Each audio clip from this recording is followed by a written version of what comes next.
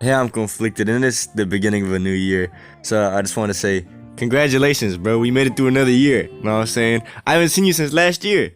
Crazy. I can't believe this. But you seen the title of the video. We're going to be talking about the top 10 rap albums of 2023.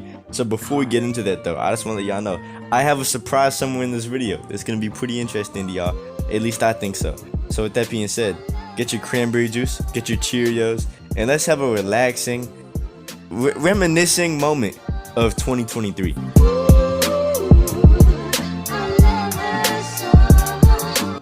So at number 10, I feel like it's quite interesting to see how much Detroit music has evolved, or Michigan music in itself. And I think no better way to symbolize that is Visa's album Ganger. I feel like this is just full of slaps. I'm not gonna lie to you. I think the best way to put it is it's full of slaps. He really kind of took over the summer, and I'm proud to have him living in the middle with people like me. You know what I'm saying? Like, this is the production on this album was incredible. Some of the features on here, he had Lucki on here, Babyface Ray. They really did their thing, and I think it's very interesting to see where Detroit rap or Michigan rap goes in the future from this. At number 9, though, I have K-Tramine by K-Tramine, which is Kitchenada and Mine's duo project. And I'm sure a lot of these albums that I'm starting off with, you guys might not be that familiar with if you're not like into rap like that. So don't worry, higher up on this list you're gonna see some albums that you're familiar with. But I think that we cannot discredit the talent from Kitchenada and Amine here, where they completely fused together in this. It feels like they genuinely have such good chemistry on this album, and I think it's another very good song for the summer, or album for the summer. I think it had a bunch of good summer songs on here, and I thought it was very interesting. The production was great, very smooth type of flows on here, and I thought it was interesting. And then number 8, Evolution at its finest, we have Lil Yachty's Let's Start Here album. And I know it's not rap, it's not really rap at all, but I just want to appreciate Lil Yachty stepping outside of his box to make something so interesting. And I genuinely think it's one of the better albums of the year from somebody who's known as a rapper most of the time. And I think it's very interesting that he's able to break out of every single box he's really been in. Like, I think he's really good at making psychedelic music, and I hope that he kind of sticks to this almost a little bit, or maybe fuses it like he's been doing. Like, Strike Holster was a great single. He's had a lot of interesting singles after this, during this, and I think it's very great to see Lil Yachty evolve as an artist and not just a hip-hop musician. And I think that deserves some flowers. Like, I genuinely want that to be noticed more. So in this video, I just want to personally thank Lil Yachty for that listening experience. With that being said, at number 7, we have Scaring the HOES. Alright, I don't swear on this channel for real, type beat, because you know, Susan Wojcicki or whoever owns YouTube, I'm not trying to get in trouble with them. But JPeg Mafia, bro. JPeg Mafia and Danny is different. It's different. I don't know how they do this. Danny Brown's production is so good. JPeg Mafia's music is so good, and I thought it was so interesting that they fused. And the reason it's not higher on there is because I feel like there's definitely a little bit of a couple weak moments in maybe some of the flows and stuff like that. But overall, it's an incredible, beautiful project, and I think it definitely does its job of scaring people, bro. Like, I was mad uncomfortable the first time I listened to this, because just like some of the weird productions, it's just very different, and I think it was very refreshing to listen to this album. And it has a great album cover. There's genuinely just a lot to enjoy about this album. So I have Scaring the HOES at number 7, and then at number 6 I have And Then You Pray For Me by Westside Gunn, one of his strongest projects in quite some time, up there with maybe even his original Pray for Paris. Maybe not as good, but I consider it to be one of his best projects still.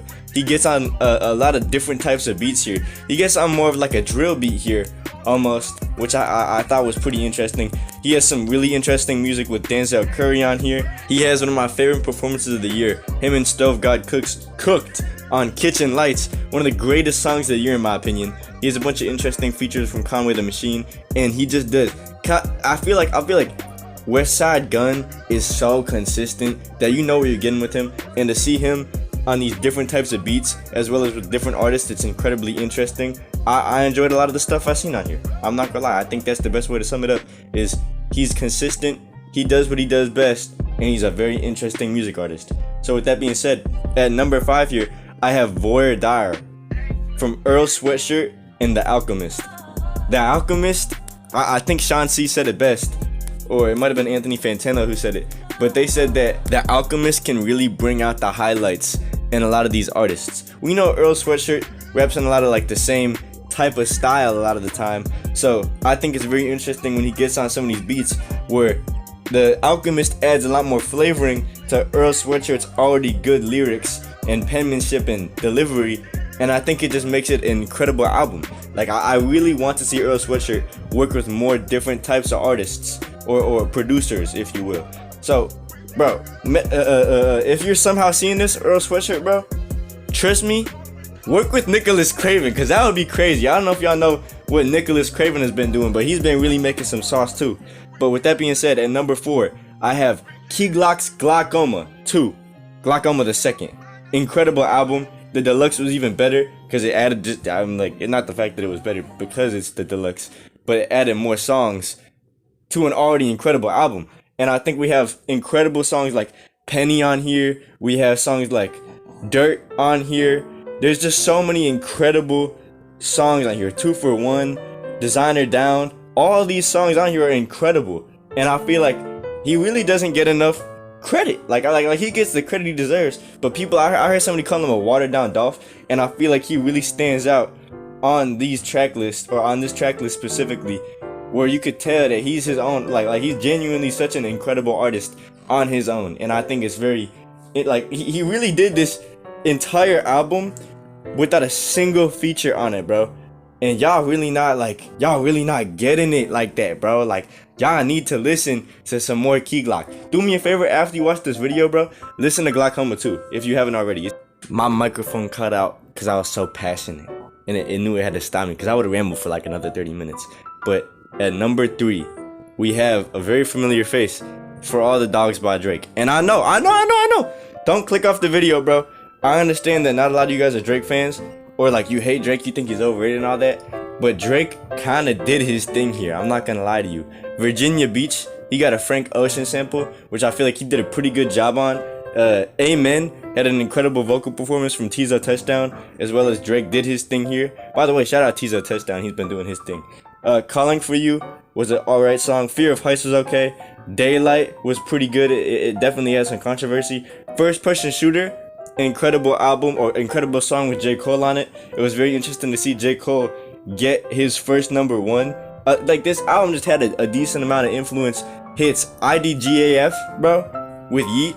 That was a massive thing on TikTok for a while. You could just see the amount of influence that Drake has. So even when he's dropping something that's not considered as like appraised, it doesn't mean that he's still not dropping quality. Like, his production's incredible. His features are incredible. He's really that dude. I'm not gonna lie to you. Like, he's been that dude for a minute. 7969 Santa is pretty good. Slime You Out was, I'm not gonna lie to you, it wasn't my favorite, but I still liked it. I'm so thankful people aren't saying Slime You Out as like a catchphrase now. That would have made me pretty upset. But man, Drake really did his thing here, and I give him that number 2 spot, or number 3 spot, because of that. But at the number 2 spot, we have somebody who definitely deserves a lot more appreciation. Jordan Ward on Forward, bro. This is R&B, by the way. I didn't even listen to this album until like a little while after it got released. But my friend Justy Buns, who's also a fellow YouTuber on here, is a big Jordan Ward fan. And he put me on to Jordan Ward, like, for real. And I listened to this, bro. And he has songs like Fam Jam 4000, IDC, 444, 311, White Crocs, bro. White Crocs is crazy. Even Tyler the Creator gave him a shout out for that song. That song was incredible. All these songs on here show how good his vocals are. And yeah, it has a little bit of auto-tune, but I feel like he uses it to his style so well, and he really uses his resources to make incredible music. Like, this track list is actually incredible. Cheryl Moyle was an incredible bonus track. Sidekick was an incredible bonus track. And I feel like this album was one of the strongest, easily the strongest of the year. And I could not have enjoyed it more. And again, he kind of gets out of that rap zone. He's not really like rapping on here, but he's still doing his thing. Like, it's just such an incredible album. And I feel like you'll understand what I mean when I say that when you actually listen to this album, because this is one of my favorite listens of the entire year, easily. This is a sidestep. I'm conflicted from the future, and do me a favor and click to this description part right here, and you see that button right there. Don't click it yet, but when I say it, I want y'all to see what it can do, bro. Like check this out. I don't know if it's gonna work. If I say the word subscribe, did it just glow, bro? Did it just glow? Check it. Subscribe. I don't know if any of those worked, but it should have, apparently. But with that being said, let's get back to number one. But at number one, I feel like easily the best produced album, or the most known album, the most influential album this year, was Utopia. And I actually got to see the performance of this live, if you want to check out my YouTube video on that. But Utopia was an experience.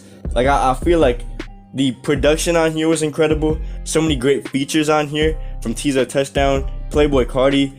There's just so many noticeable features on here. SZA did a great job. 21 Savage did a great job. James Blake did his thing. The Weeknd did his thing. Everybody did their part into making this album an incredible experience. But with that being said, Cardi dropping this year,